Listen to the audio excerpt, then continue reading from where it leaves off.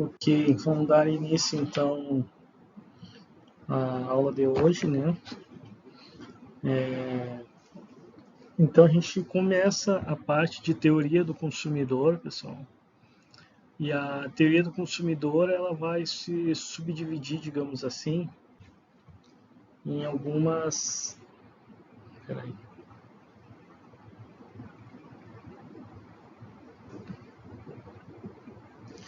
Peraí que deu um problema no meu mouse aqui para variar. Eita.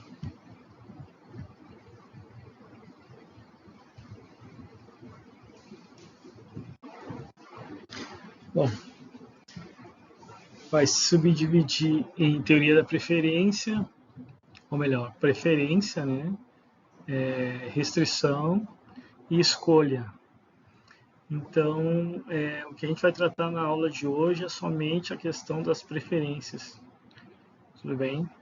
E assim, essa aula de hoje é muito importante, né? Porque a base de tudo, assim, para entender a teoria do consumidor, é você entender o processo de preferências e como que é o arcabouço teórico, digamos assim, da ideia das preferências, de como o consumidor, ele, digamos assim, faz as suas escolhas dado as suas preferências.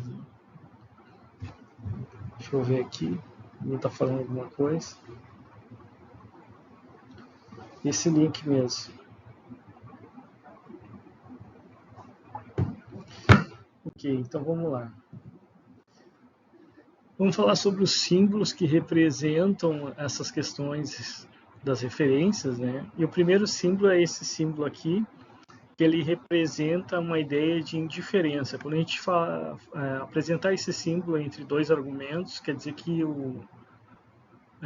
a cesta de preferências, no caso assim, os argumentos são as cestas, elas são, por um indivíduo qualquer, considerada indiferente, ok? E quando a gente usar esse símbolo aqui, a gente vai estar falando de preferência fraca, ok? Já vou explicar o que é isso. E esse outro símbolo de preferência forte ou preferência estrita. Esses símbolos aqui, na verdade, a gente vai utilizar em alguns casos dentro da microeconomia somente quando estiver falando das preferências dos indivíduos. E tem uma diferença entre esses dois últimos, da preferência fraca e forte, eu vou falar rapidamente, mas basicamente a gente não vai utilizar muito essas definições mais precisas de preferências. Então, basicamente, a gente vai estar usando a questão da indiferença ou da preferência fraca. Ok? Bom, então assim, para vocês entenderem como é que a gente utiliza esses símbolos, vamos considerar duas cestas de bem. Assim, cestas de bem é como se fosse um conjunto de bens que está dentro de uma cesta. Imagina assim, a cesta básica, é um conjunto de bens. Você vai comparando ela com uma outra cesta da sua escolha, por exemplo, então você teria duas cestas de comparação. Então vamos supor isso aqui, que a gente tem duas cestas, a cesta X, que é um conjunto, e a cesta Y, que é um conjunto, né, diferente, digamos, em quantidades, dos mesmos bens. Essa é a ideia. Então, assim, se entre essas cestas eu sou indiferente entre elas, é aí que eu uso essa simbologia. Então, aqui, se x é indiferente a y, eu estou usando a simbologia da indiferença, dizemos que o consumidor, então para ele é como se tanto faz, né, x ou y, ou que essas cestas são equivalentes. Veja que isso é a mesma coisa de dizer que x é pelo menos tão bom quanto y e y é pelo menos tão bom quanto x. Essa outra simbologia, né, ela representa essa ideia de pelo menos tão bom, ou seja, são equivalentes. Né? Então, essa simbologia das preferências fracas nos diz exatamente isso, que X, o indivíduo tem uma fraca preferência em relação a Y, de X em relação a Y. Também podemos dizer que nesse caso X é pelo menos tão bom quanto Y. Ou seja, essa ideia de preferência fraca. Você tem uma fraca preferência por X, mas ainda acha Y pelo menos tão bom, né, digamos assim, quanto X. E a preferência estrita fica mais fácil de entender, significa que você não tem dúvida, você escolhe realmente X, assim, tem uma forte preferência por X, em detrimento a Y. Então, muitas vezes a gente usa a simbologia quando a gente diz que X é estritamente preferível a Y. Ok? Assim, por que a gente vai não utilizar todas essas simbologias? A gente pode simplificar essa ideia. Se a gente estivesse fazendo uma análise mais aprofundada sobre as questões das preferências, a gente podia subdividir entre preferência fraca e forte. Mas não é esse o nosso interesse aqui. Então, assim, se a gente diz que x é pelo menos tão bom quanto y, y é pelo menos tão bom quanto x, aqui a gente pode tirar uma dedução lógica de que então x é indiferente a y, se essas duas coisas estiverem ocorrendo ao mesmo tempo.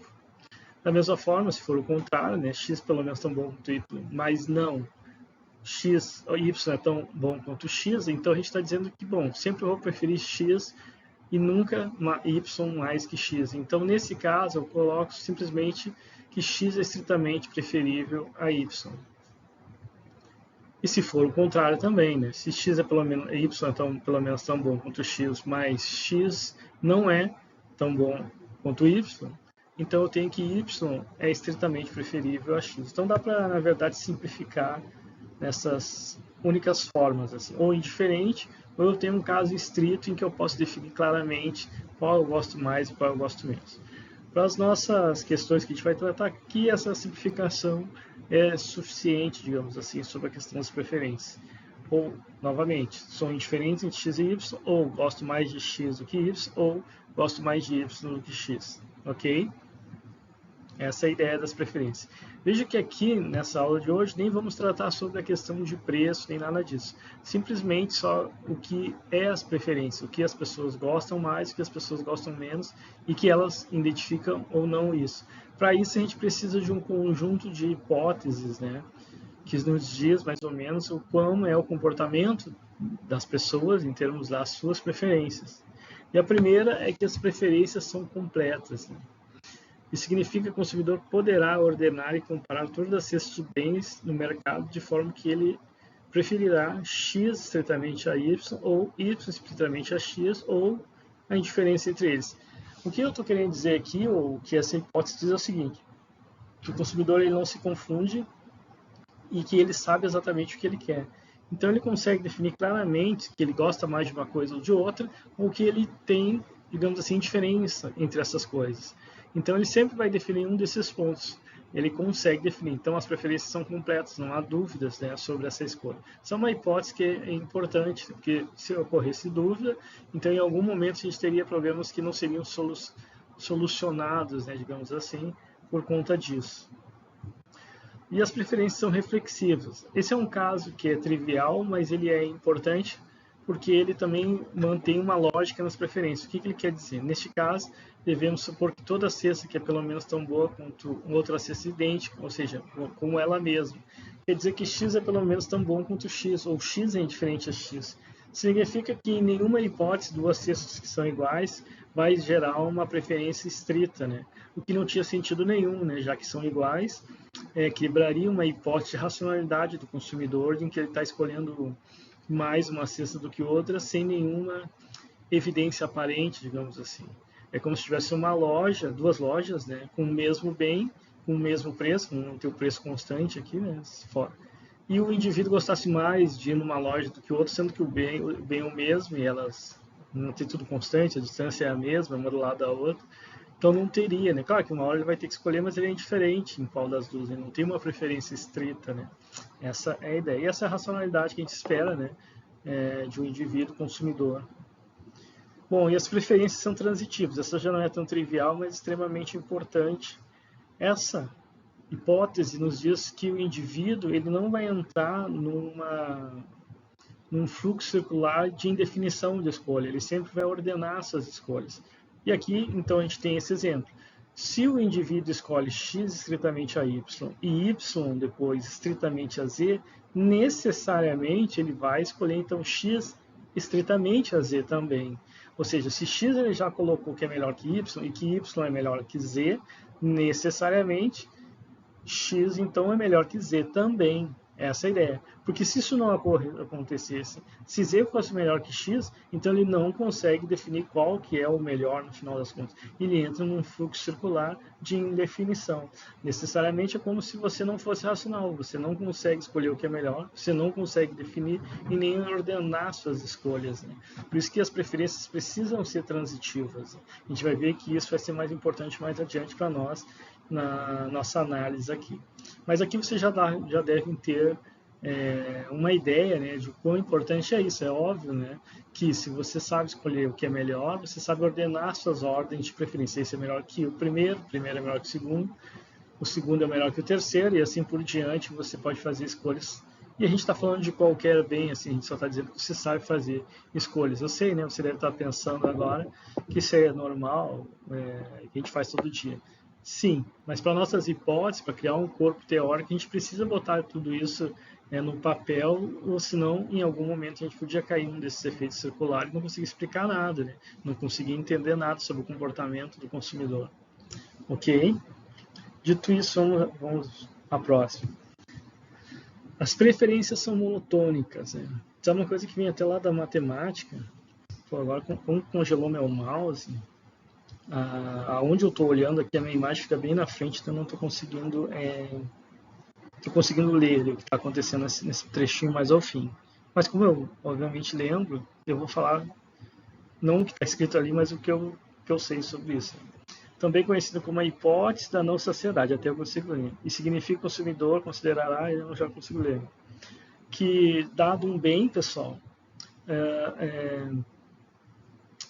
sempre mais vai ser melhor do que menos em se tratando de um bem. O que é isso? Sempre o indivíduo vai estar querendo consumir ou obter mais dos bens e isso lhe dá maior satisfação. Esse é um ponto inicial que a gente está colocando aqui. Ele se chama de não saciedade, como está escrito aí. Claro que mais à frente a gente vai quebrar essa hipótese, vai dizer, não, mas os indivíduos vão chegar a um ponto de saciedade. Agora não. E vocês vão ver que tem tudo uma lógica a gente fazer isso. Então agora a gente vai considerar o seguinte, quando você vai consumir alguma coisa, você sempre quer um pouco mais daquela coisa, dado que é possível obter dela, né? Então sempre mais é melhor do que menos em se tratando de um bem. Essa é a ideia que está então através das preferências não monotônicas. Então os indivíduos tentam sempre obter mais do que é possível obter dos bens. Basicamente essa hipótese diz isso. Tudo isso vai fazer um sentido para a gente integrar isso no nosso corpo teórico, como eu falei para vocês, nesse conhecimento que a gente está construindo aqui, que é entender o comportamento do consumidor. Ok, pessoal? Bacana? Então, bora lá. Assim, para vocês entenderem, tem um exemplo simples aqui que eu montei e que vai explicar mais ou menos como é essa ideia, né, das preferências. Vamos supor, então, não só aquelas duas cestas x e y, como essas 5 cestas. Né? X, Y, Z, tem uma barrinha lá, depois vocês vão entender por quê, W e H. Porque as primeiras que vão para o gráfico vão ser X, Y e Z. W e H vão entrar depois. Mas podem ver que são cestas que apresentam os mesmos bens, alimentação e vestuário, só que em quantidades diferentes. Né? Por exemplo, X tem 80 de alimentação e 2 unidades de vestuário. Y 50 de alimentação, 4 de vestuário, assim por diante até H, que tem 65 de alimentação e 5 de vestuário. Então tá, né? Essas são as combinações possíveis, né, de escolha que o indivíduo pode ter, porque ele tem 5 opções aí, tem 5 cestas, né? No qual ele pode optar e consumir uma de cada um dessas aí num mês específico, por exemplo. Tá bom? Então tá. A gente pode colocar essas cestas que vocês estão vendo aí num gráfico, onde eu tenho alimentação e vestuário, né, nos eixos, que é o que a gente vai fazer aqui, ó. Aqui alimento, né, e vestuário, e cada uma das cestas. Podem ver ali que X representa, como a gente viu, 80 de alimentação, 2 de vestuário, assim como Y, 50 de alimentação e 4 de vestuário, Z, 30 de alimentação e C de vestuário.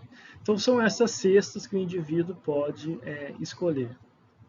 Ok, vamos considerar que esse indivíduo ele considere essas cestas indiferentes para ele. Para ele tanto faz ter X, Y ou Z. dá o mesmo nível de satisfação. Você pode dizer, mas são quantidades diferentes? Sim, mas elas estão se compensando, digamos assim. Olha, eu aceito um pouco menos de alimentação desde que eu tenha um pouco mais de vestuário. Então eu fico indiferente, porque dá o mesmo nível de satisfação. Assim como eu aceito um pouco mais de alimentação e um pouco menos de vestuário. Então há trocas, assim, digamos assim. Então, assim, x é pelo menos tão bom quanto y, y é pelo menos tão bom quanto z, e vice-versa. Mas lembrem que a gente simplificou isso considerando, então, indiferentes x, y e z. Então, eles são indiferentes entre si. Bom, se a gente ligar todos os pontos de todas as cestas possíveis que são indiferentes entre si, a gente tem o que se chama de curva de indiferença, que é essa aqui. Então, todos os pontos que estão em cima de uma curva de diferença, obviamente, né, por definição, são indiferentes entre si. X, Y, Z são indiferentes entre si, e qualquer outro ponto em cima dessa curva vai dar uma combinação de alimento e vestuário, e esse indivíduo também seria indiferente, né, em adquirir um ou outro, porque ele dá o mesmo nível de satisfação. Então é isso que uma curva de indiferença representa, né, o mesmo nível de satisfação. Vocês podem ver que ela é representada também por uma função U de x ali, que é uma função utilidade, que a gente diz, né, que representa então essa relação de preferências. Né. Nesse caso aí, de todos os... Eu botei x ali porque normalmente é x1, x2, x3, então seria o conjunto de x. Mas considerar aqui o conjunto de todas as cestas possíveis, né, e que são indiferentes entre si. Tá bom? Legal? Então tá aí, as cestas sobre a curva, né, oferecem o mesmo nível de satisfação para o consumidor. E essa curva se chama curva de indiferença. Legal? Agora aqui, vamos colocar W, lembra do W? O W está aqui, é uma outra cesta também. Mas como vocês podem ver, essa cesta, ela está aquém da curva de indiferença. E representa quantidades menores em relação a Y, isso dá para notar, em termos de alimentação e vestuário. Necessariamente, nesse caso, o indivíduo já não é indiferente. Ele com certeza prefere mais Y do que W. E pela questão da transitividade, ele também prefere mais X do que W e prefere mais Z do que W. Ou seja, todos os pontos que estão em cima da curva de indiferença são estritamente preferíveis em relação a W. Essa é a ideia. Ok? Então tá aí, x é estritamente preferível a w, y é estritamente preferível a w, z também. E todos os pontos em cima da curva. Então todos os pontos que estão abaixo da curva, indo em direção à origem, digamos assim, não são preferíveis aos que estão na curva. Então todos os pontos que estão na curva são estritamente preferíveis a esses pontos que estão abaixo. Bom, e os pontos que estão acima, como H? Lembra do H? O H é o ponto que está acima, né? Em relação a Y, dá para ver claramente. Né? Tem mais alimentação e tem mais vestuário em relação a Y. Então, nesse caso, pessoal, esse seria um ponto que é estritamente preferível a Y, porque tem quantidades maiores, mais uma combinação maior. E também, por transitividade, estritamente preferível a X, estritamente preferível a Z e a qualquer ponto que esteja na curva. Então, pontos que estejam acima da curva são estritamente preferíveis a qualquer ponto que esteja na curva. Ok? Então, tá aí. Essa é a definição. E outra coisa, é óbvio que ela também está relacionada a uma curva de indiferença que vai ter vários pontos que são indiferentes a ela, ou seja, indiferentes a H. E é um conjunto também de pontos, só que agora são indiferentes a H. Com certeza deve existir outras cestas em que o indivíduo tem indiferença em relação a ela e H. Necessariamente todos os pontos que estão nessa nova curva, que a gente está chamando UX2, né, são estritamente preferíveis a qualquer ponto que estão abaixo, inclusive da curva UX1, X, Y e Z. Ou seja, curvas que são superiores, ou estão acima, né, vão ser curvas estritamente preferidas. São curvas que dão um conjunto de preferência que são estritamente preferíveis aos que estão abaixo. Ok? E é claro, né, também tem uma curva onde está W, que são indiferentes entre esses pontos, né, junto com W, mas que todas as curvas que estão acima, novamente, são estritamente preferíveis essas curvas que estão embaixo. Então, essa é a ordem das preferências, né? Quanto mais o indivíduo consumir entre esses bens, melhor é o conjunto de preferência que ele vai estar alocado. Essa é a ideia. Então, todas as hipóteses se fecham ao mesmo tempo junto aqui. Ok?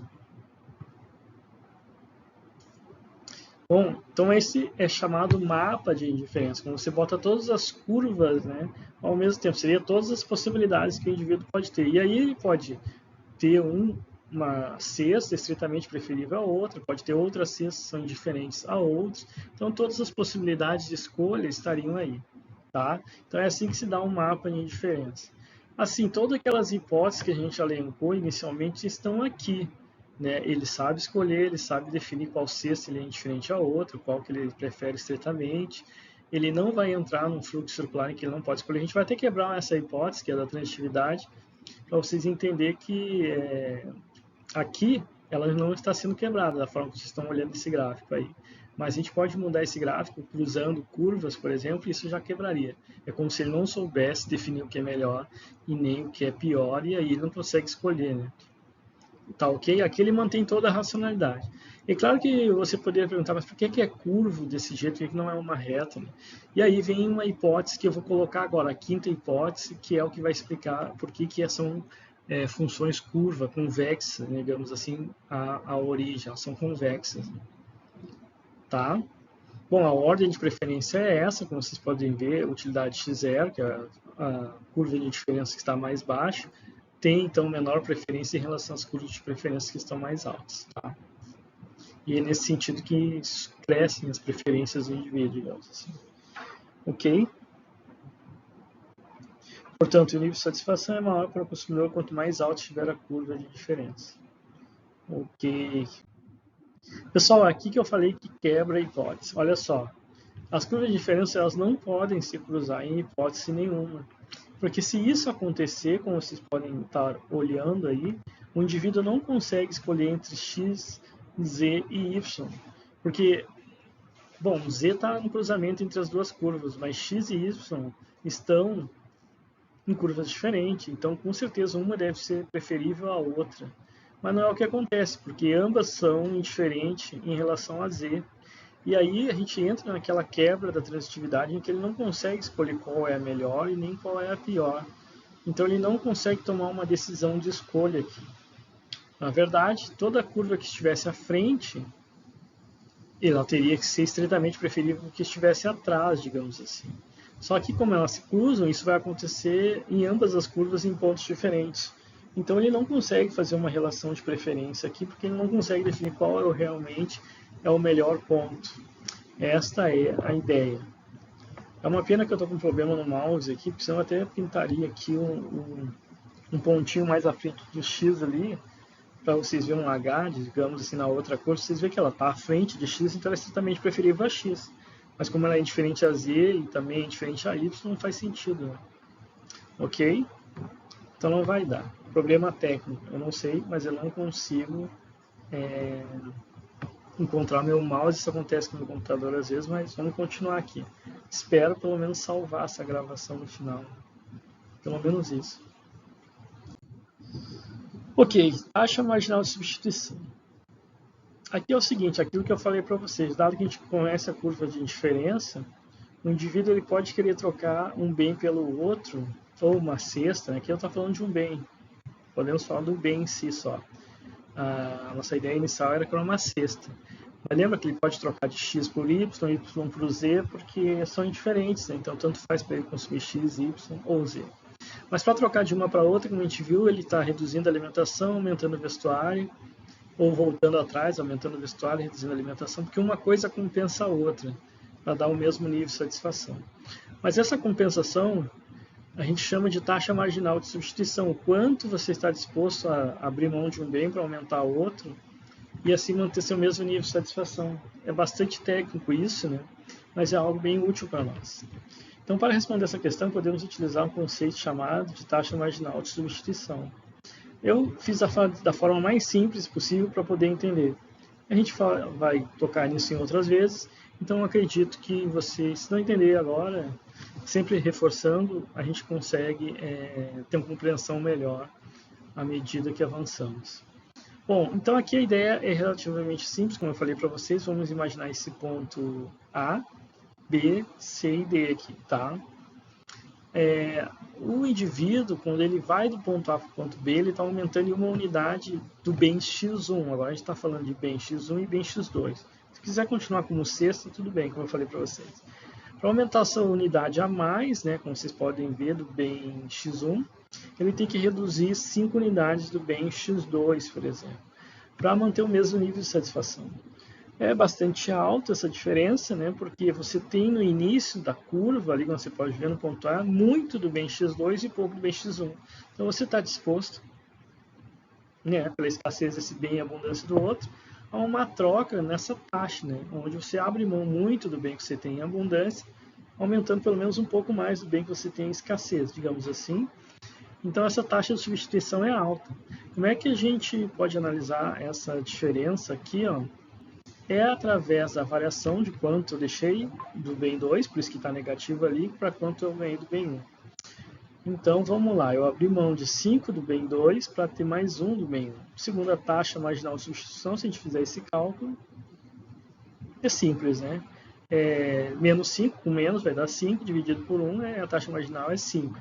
Então é 5 que eu estou abrindo mão, né, do bem 2 para ter um pouco mais do bem 1. Só que à medida que eu vou do ponto C para o ponto B, eu estou aumentando mais uma unidade do bem 1, só que agora eu estou reduzindo apenas 3 do bem 2. Então, já vai acabar. Então agora a taxa marginal de substituição vai para 3. E assim por diante, vocês já entenderam a lógica, e depois ela vai para 2, ou seja, a taxa marginal de substituição é decrescente, né? Como a gente pode ver, ele chega a ser 1 por 1, e se continuasse podia ser 0,5. Por que isso está acontecendo? Porque à medida que eu estou aumentando o bem 1 e diminuindo o bem 2, aí o bem 2 começa a passar a ficar escasso e o bem 1 começa a passar a ser abundante. Então a troca, para mim, começa a ser, digamos assim, menos do que proporcional, porque aí sim eu estou tendo mais de um bem que estava me faltando e estou tendo menos daquele que eu tinha abundância. Então começa a ter uma igualdade a ponto de chegar de 1 para 1 ali. Essa é a ideia. Então essa é a ideia também da função utilidade ser convexa, ser curva, porque ela mostra essa taxa marginal de substituição de forma decrescente, né, como vocês podem ver, em que e aí vai ficar mais claro isso, eu prefiro ter um equilíbrio entre esses bens do que ficar em extremo. Quando está em extremo, eu tenho muita mais disposição de trocar aquilo que eu tenho em excesso por aquilo que eu tenho em escassez. Mas na medida que eu vou equilibrando, aí essa disposição vai decaindo. Por isso que a taxa marginal de substituição vai decaindo também até ter um equilíbrio maior entre esses bens. E veja que se eu continuasse e fosse para 0,5, 0,02, ou seja, trocar em parcelas agora, é porque eu já não quero abrir mais mão do bem x1 e não estou querendo tanto, não quero abrir mais mão do x2 e não estou querendo tanto mais o bem x1. Essa é a ideia. Portanto, a taxa marginal de substituição é decrescente, significa que o consumidor está disposto a trocar cada vez menos de uma mercadoria pela outra. Ele prefere balanceamento maior entre as mercadorias que extremo. Então, essa é a ideia de que o indivíduo prefere esse balanceamento. Então, a gente diz que uma função de utilidade ela é convexa, ela é uma função de utilidade bem comportada, é o comportamento esperado, né, dos indivíduos entre os bens. Legal? Agora aqui a gente tem um excesso de efeito, que quando eu fiz isso pela primeira vez eu botei achando que ia ajudar, não tem sentido nenhum. Ok, daí entra então essa quinta hipótese, que ela entrou em atraso, porque lá atrás ela ficaria meio que, vocês entenderiam por que eu coloquei ela aí, e agora ela fica bem clara, que as curvas de diferença são convexas. O que é a convexidade? Ela é arqueada para dentro em direção à origem. Então, ela tem esse comportamento e ela é, então, uma função de utilidade bem comportada. Então, para a maioria dos bens, existem exceções e a gente vai ver elas, as curvas de diferença são convexas, ou seja, arqueadas para dentro, pois quando a taxa marginal de substituição é decrescente, temos que a inclinação da curva de diferença aumenta quando nós movimentamos para baixo ao longo da curva. Ou seja, eu prefiro estar mais centralizado do que nos extremos. E você vai entender mais à frente essa ideia. Na verdade, aqui já. Pegamos a nossa curva arqueada para dentro, que eu falei, a convexa, né? Bom, qualquer ponto acima dela, como a gente viu, é um ponto de extrema preferência. Eu prefiro todos os pontos que estão acima da curva, isso a gente já viu. E nenhum abaixo dela. E sobre ela é indiferença, é por isso que é uma curva de indiferença. Legal? Então, é um conjunto de cestas estritamente preferíveis às que estão na curva. Isso a gente já sabe. Agora vamos pegar dois pontos, A e B, e os dois estão nos extremos, um abaixo e o outro acima. Se a gente fizer uma média, é claro que, por definição, se estão dentro em cima da curva de indiferença, são indiferentes entre si, né? Tanto faz para mim A, tanto faz para mim B. Mesmo que um tenha mais de um B e menos do outro, e o outro mais de um, eles estão se compensando de tal forma que é indiferente, tá? É o mesmo nível de preferência. Agora, se eu fizer uma média entre os dois, é como se eu cruzasse uma reta e bem no meio da reta pegasse um novo ponto. Isso é a média. Ou seja, pego os dois pontos, divido por 2. E teria um ponto médio que estaria bem no meio. Veja que o ponto médio bem no meio, ele está acima da curva. E como a gente definiu, qualquer ponto acima da curva é estritamente preferível aos pontos da curva. Então é claro que o indivíduo prefere o ponto C do que o ponto A e B. Então veja bem, ele prefere a média do que os extremos. Então veja como a relação de preferência tem toda uma lógica.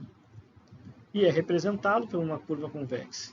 Então a média entre A e B, que dá um novo ponto, o ponto C, é estritamente preferível. E por que ele é estritamente preferível? Vocês vão dizer, porque ele está acima da curva. Claro, mas não é ele somente, é uma outra curva em que ele deve estar alocado, que é uma curva de diferença que é estritamente preferível a essa curva mais baixa. E ele em si, como um ponto, é estritamente preferível a A e a B. Ok? Então, portanto, ponto C pertence a uma curva de diferença, como eu falei para vocês, superior, de forma que o consumidor prefere o consumo equilibrado. Ele prefere o consumo equilibrado. Isso dá uma preferência a um nível mais alto para ele. Está aqui, ele está numa curva mais alta. Então, veja que as curvas convexas representam, então, esse equilíbrio no consumo. Ele prefere sempre os pontos em equilíbrio do que os pontos em extremo. Curva de diferenças para bens diferentes. Para diferentes bens, digamos.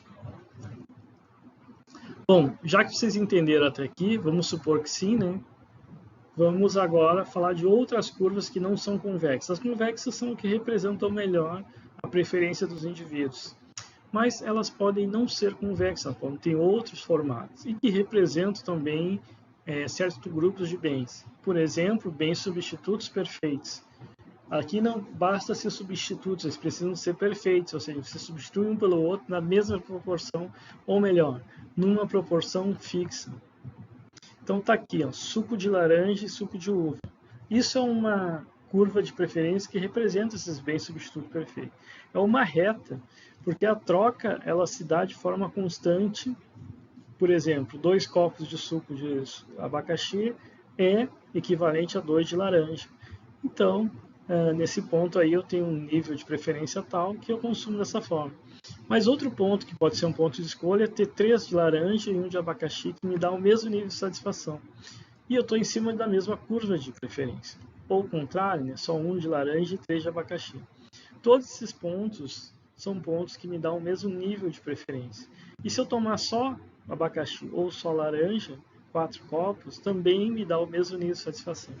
Se isso é verdade, então esses bens são substitutos perfeitos. Eu estou trocando um pelo outro e está mantendo um nível de satisfação constante. Então essas preferências podem ser representadas através dessa reta aí. Em vez de ser uma curva, a taxa marginal de substituição é constante. Eu estou trocando um por um, sempre, em todos os pontos. Então é constante essa troca, ela não é decrescente. Então se eu tiver mais de um e menos do outro, isso me dá o mesmo nível de satisfação, diferente do que acontecia quando eram convexas, em que eu preferia um balanceamento e não mais de um do que o outro. Tá ok? E se for, então a gente pode dizer que a taxa marginal é constante. Pode ser outro número, 2 por 1, 3 por 1, tanto faz.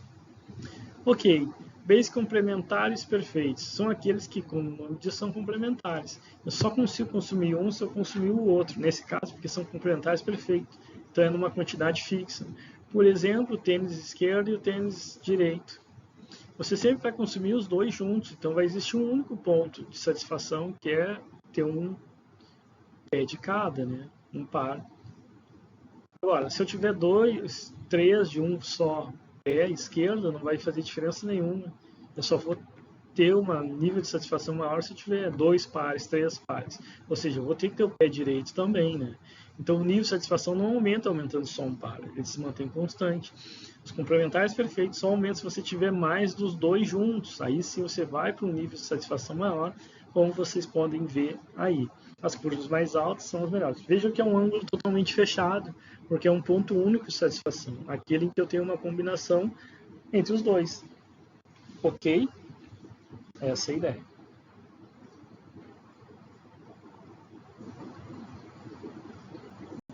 Taxa marginal de substituição não tem troca aqui, então é zero.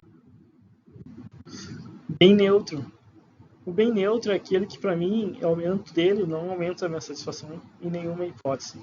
Então, cinema e teatro, por exemplo. Cinema eu gosto, teatro não, por exposição. Então, eu tenho uma ida no cinema. Se eu aumentar minhas idas no teatro para 1, 2, 3 vezes no mês, 4, tanto faz, não está aumentando a satisfação, é um bem neutro.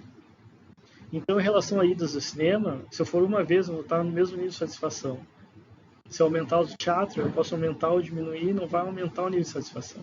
Então veja que a satisfação aumenta somente aumentando as idas no cinema. Aí eu desloco para curvas de diferença mais altas. E aí sim, com maior nível de satisfação. Essa é a ideia. Ok, é para ali que aumenta o nível de satisfação, então, para as idas ao cinema.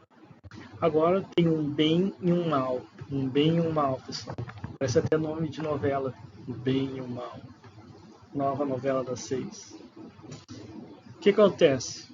Nesse caso, um mal seria obviamente o contrário de um bem. Seria aquilo que você não deseja e a redução dele aumenta a sua satisfação. Lembre, um bem, quanto mais, melhor. Um bem aumenta a minha satisfação, quanto mais eu ter dele. O mal é a ideia que o contrário. Quanto menos, melhor. Mais dele diminui a minha satisfação. Menos dele aumenta a minha satisfação. Tem um efeito contrário de um bem. Então, como é que seria isso? Poluição visual e informação. Acho que é isso que está ali no outro ponto. Eu não consigo ver, como eu falei para vocês, tem problema no mouse, eu não consigo tirar a minha imagem da frente. Bom, nesse caso, pessoal, é isso que vai ter, o comportamento das curvas de diferença vai ser esse aqui. Eles vão ser côncavos, mas uma concavidade para cima. É diferente, por quê? Porque nesse caso, o nível de satisfação se dá reduzindo a poluição, por exemplo. Poluição visual você não quer, você quer informação. Então, informação é um outdoor, é luz de neon na cidade, mas poluir a cidade demais com informação é poluição visual. Então, você quer menos disso, mas ao menos isso aumenta a satisfação, não ter tanta poluição, mas a informação é algo que você quer. Então, você quer aumentar a informação diminuindo a poluição. Então, só aumenta a sua satisfação se você for nessa direção em termos da redução de um e aumento do outro. Ok? Esta é a ideia. O contrário é verdadeiro. Vamos fazer outro exemplo de bem e um mouse. Agora, bebidas, acidente. É claro que ninguém quer acidentes. Então, você gostaria de tomar mais bebidas e reduzir o número de acidentes. Assim, pegando Uber ou carona, ou pelo menos não dirigindo depois que der. Então, você quer diminuir acidentes, mesmo que você aumente o número de ingestão de bebida, então, obviamente, você faria isso e iria nessa direção, aumentando o bem e reduzindo o mal. Então, claro que alguns de vocês podem dizer, mas a bebida é um mal também. É claro, em excesso pode ser um mal. Ok, esse é só um exemplo.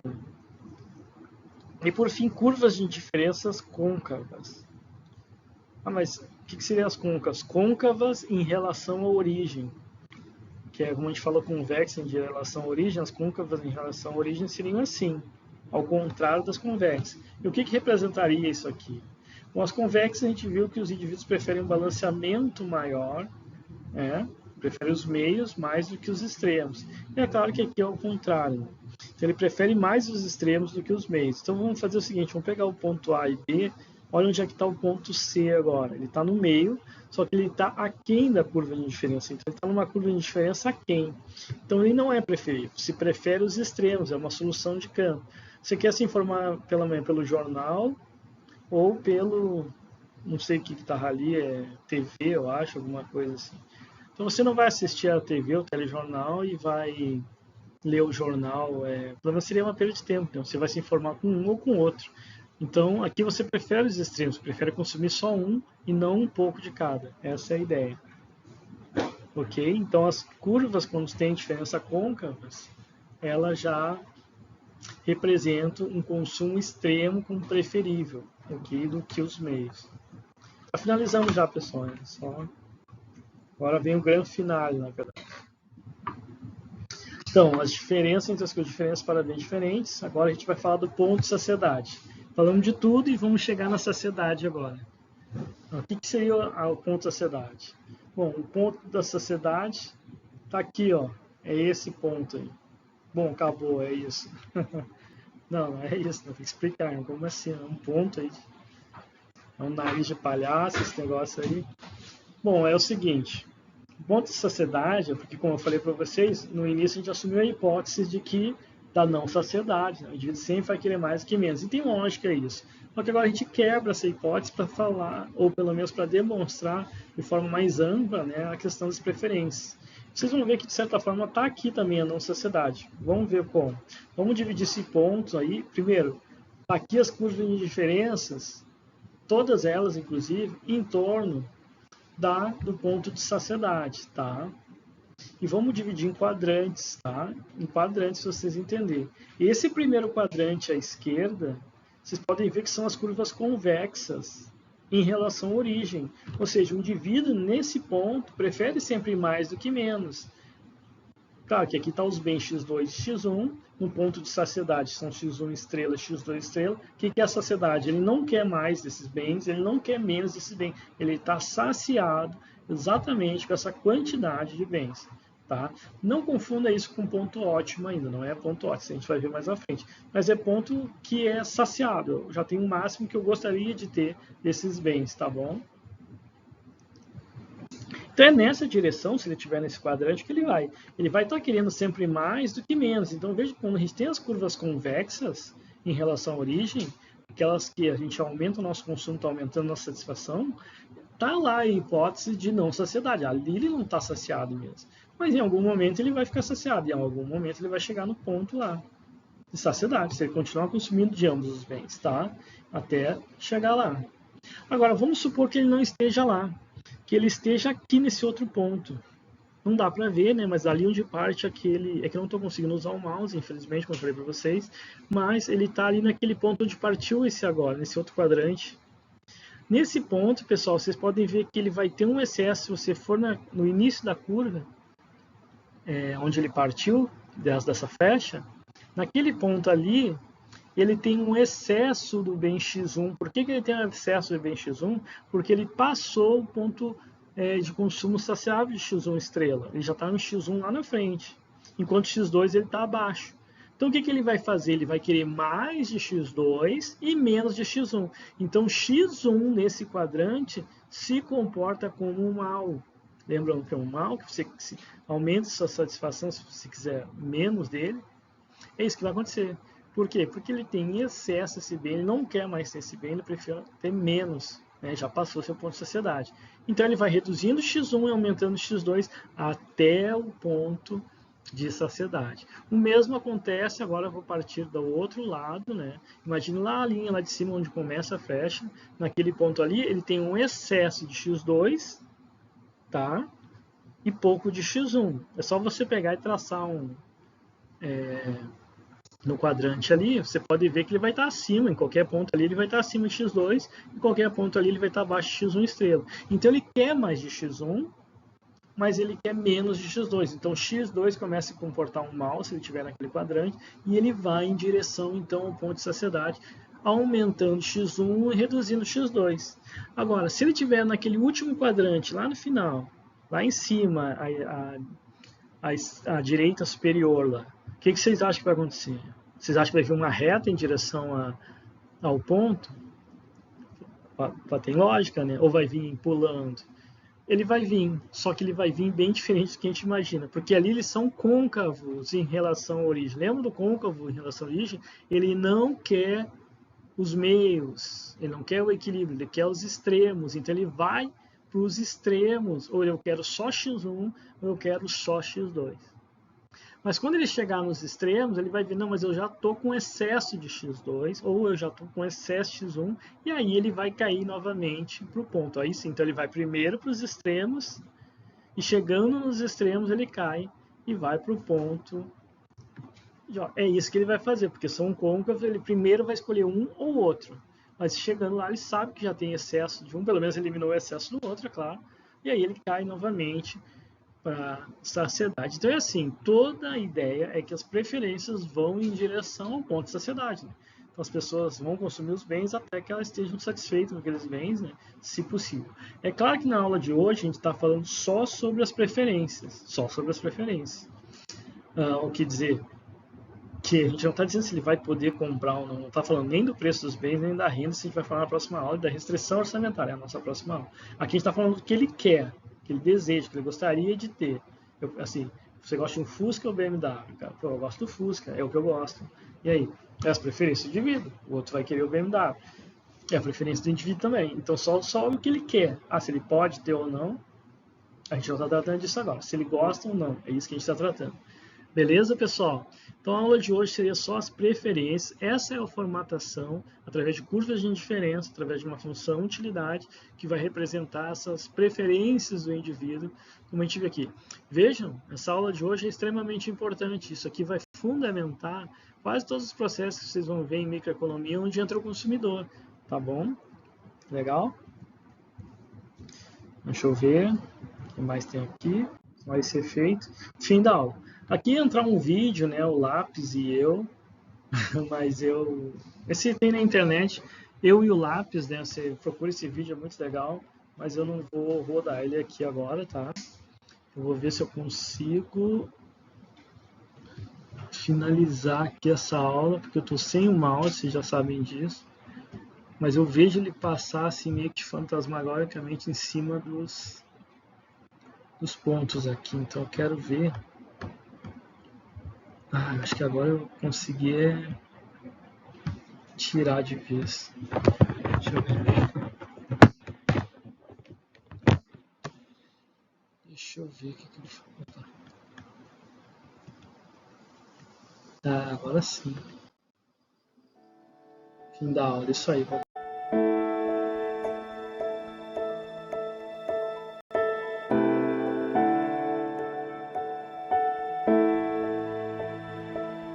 Este é o mundo em que vivemos. Se não estivéssemos cercados por ele diariamente, caso não o víssemos como um fato consumado, ficaríamos estupefatos com a sua complexidade e genialidade.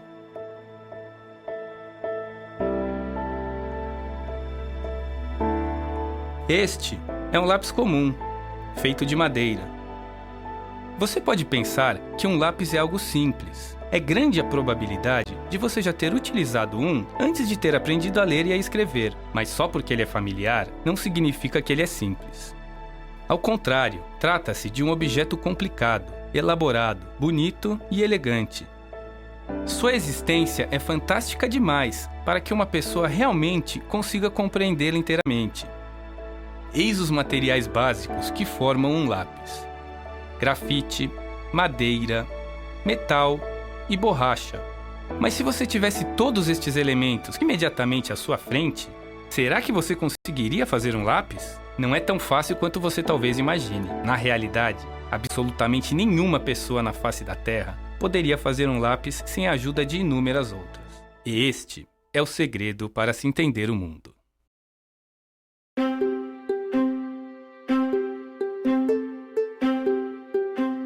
Um lápis, assim como você e eu, é o resultado final de uma vasta e complexa árvore genealógica, uma verdadeira sinfonia que se espalha por todo o globo. Por meio de seu trabalho e conhecimento, um grande número de pessoas participou da fabricação deste simples lápis.